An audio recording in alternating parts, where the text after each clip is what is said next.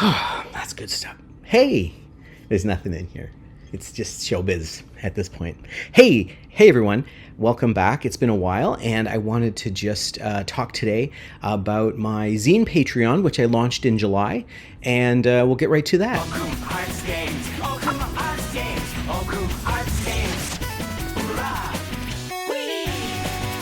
Hey, welcome back. Wow. Okay, so I started a Patreon last month promoting zines. If you don't know, zines are short for magazines, and they were quite popular in the 80s and 90s. I had some work published in some myself back in the day, but I kind of felt really inspired and impressed by the tabletop role-playing game zines that have been coming out, specifically the ones by J.P. Couvert, who's been putting out a zine a month. Has been putting out some amazing things, some stuff that's been inspired by Ghostbusters, some stuff that's been inspired by Teenage Mutant Ninja Turtles, and really solid fantasy adventure stuff as well. But then he just put out some Borg. Borg, in case you don't know, is a mashup of Star Wars and Borg.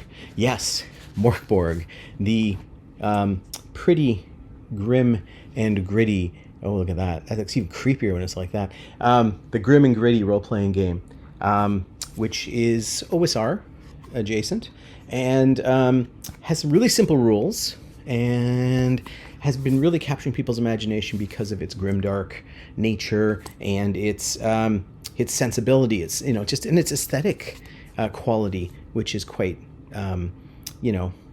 compelling.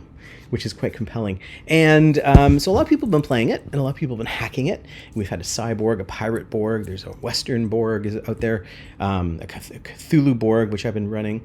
I quite like the system. It's player-facing, and I think it has a lot of positive qualities as a role-playing experience. So about 2 years ago, Mike Evans from DIY Games put out on his blog a Star Wars Borg mashup, which I called The Cost of Opportunity, which I was quite impressed with, and I ran the heck out of that thing. I've even run it at conventions.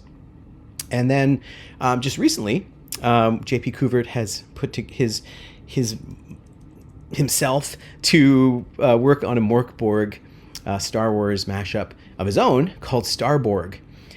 Both are excellent and do different things, and I was really impressed with the slickness of Borg, the character creation, which sort of creates a character that's kind of already with a backstory, already into the adventure, and I really like the slickness of his character classes.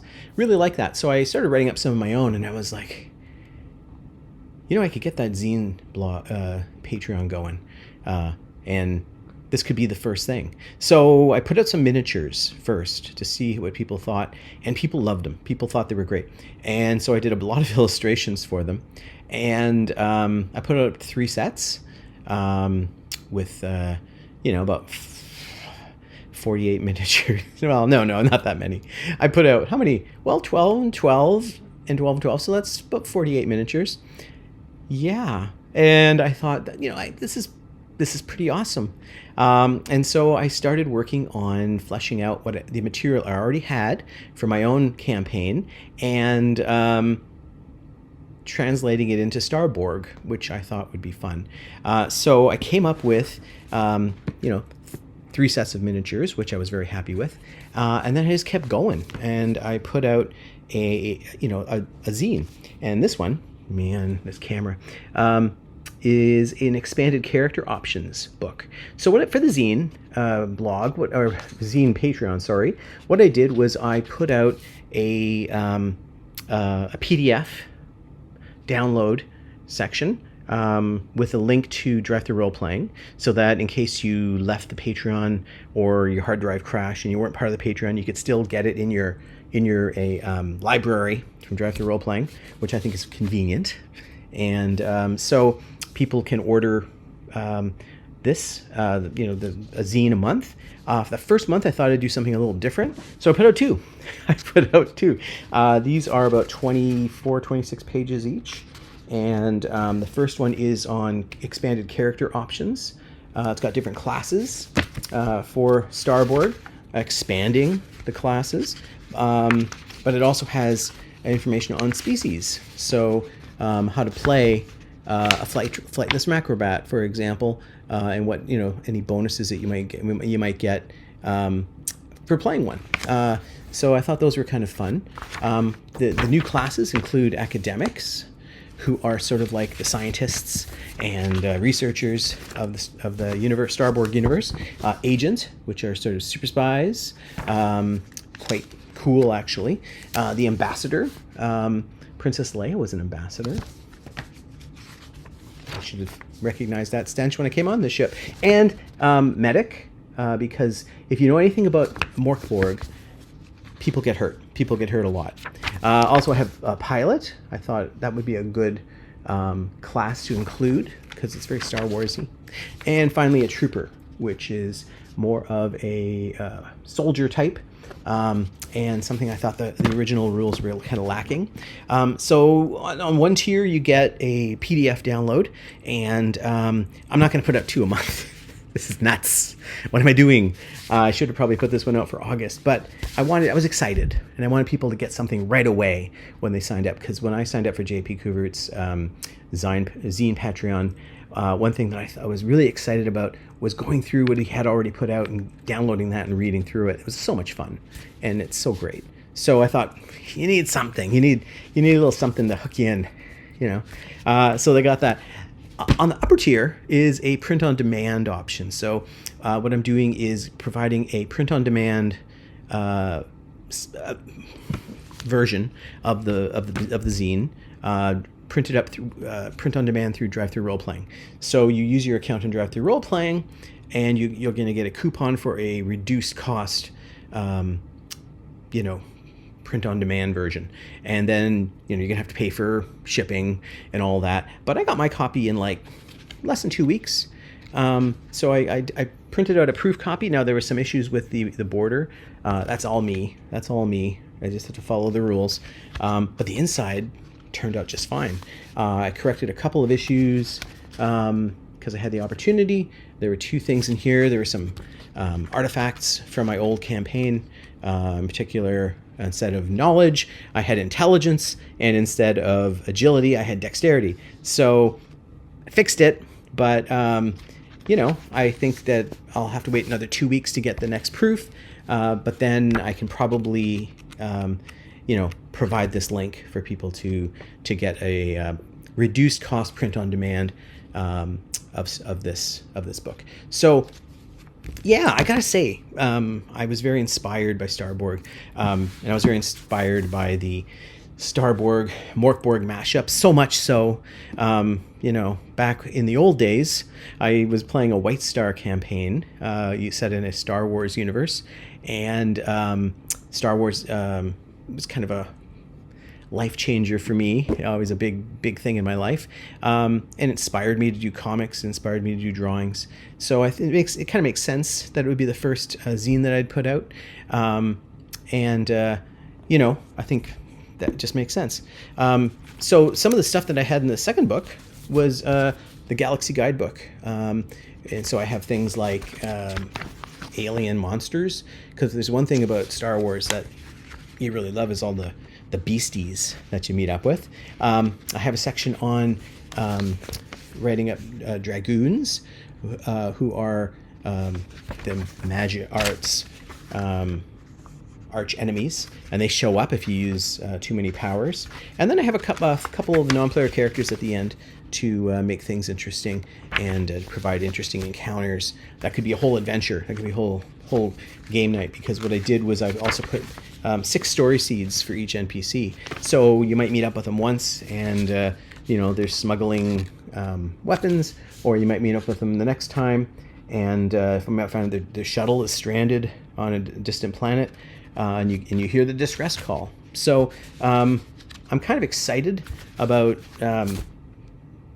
putting those out and having them available for people to play. And if people are interested more in Starborg and want me to do more, I'm going to do more.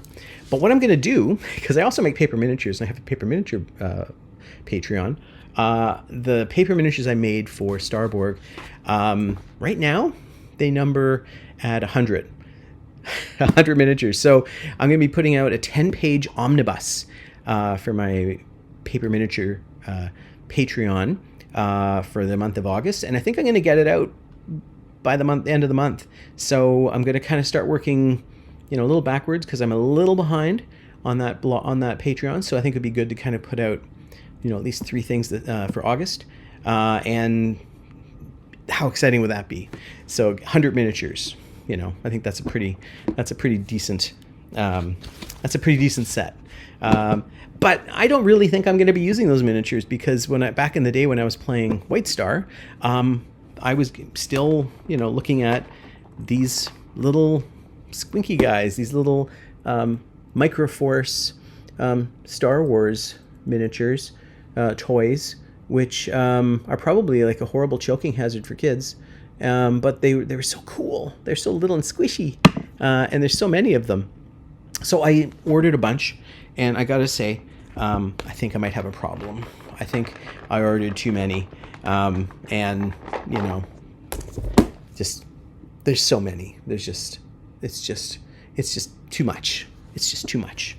But they're a lot of fun, and I really love the way they look on the table. I don't think I could really just run a straight Star Wars game, so I really like the Starborg one step back from the franchise, and just let you kind of explore it. I mean, what was the most fun about seeing Star Wars in 1977? Yes, I'm that old. Was the fact that nothing was really written in stone, so you didn't know what that big guy in the cantina was with the big, moose head. I don't know what he was. Now I do. I mean, it's been all sorted out and written down. But that excitement and that possibility of an expanded universe, expanding that universe yourself, is something that I'm really, inspired by. And I think that's what got me drawing so much fantasy stuff and science fiction stuff, when I was 10. And I'll be honest, I think it was really Empire Strikes Back that got me seriously thinking that I would like to study art, just because of the beauty of that movie. I still remember sitting in the audience and thinking, wow, this is some beautiful stuff. So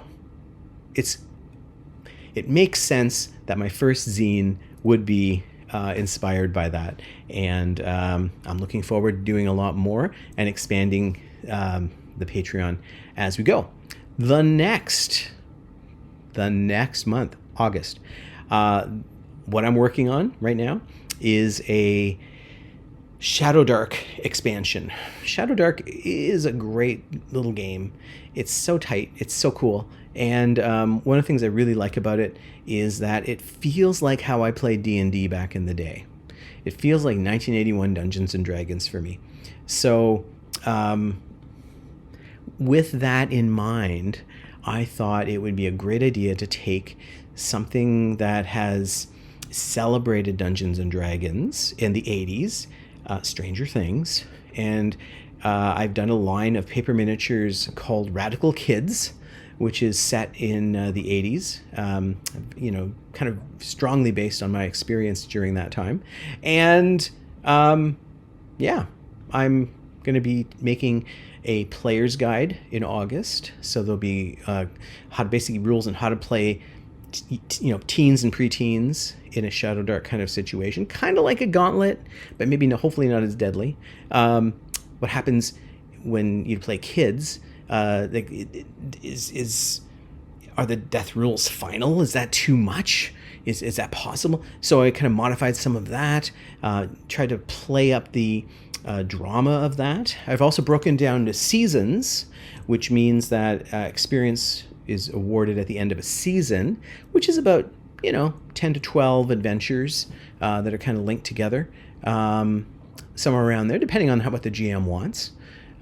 So your advances are tied to seasons, and there's generally about 5 seasons before your characters either have to change or are retired, or the campaign changes, and you would become probably a first level character or a second level character. I haven't decided. That's something I'm going to bring up on the Patreon, and we can talk about it. So the player's guide I'm working on is going to have classes. I think there's like 10 classes. What? So many classes, and rules to help create characters that are teens and preteens in the 80s, fighting monsters and crime, and maybe delivering some papers. So I'm very excited about this Zine blog, or Zine Patreon. I keep calling it a Zine blog, but I'm very excited about the Zine Patreon because I think it has basically giving me a chance to take the notes and the ideas that I have for campaigns I'm already running and put them out there for people to use and share those ideas, so people can have better games and have a lot of fun, which is something that I was really inspired by with the Patreons that I have been looking at the past little while. So that's what I've been working on. I'm very excited about that, and hope to talk to you soon. Okay. And don't forget to like, don't forget to subscribe, don't forget to, smash that like button. Just go ahead, do it. Thank you. You did it. Share it. Let people know about this. Let people know about the Patreons. Word of mouth is the best way to spread this message. All right. Well, that's it for me, and I will talk to you soon. Toodaloo.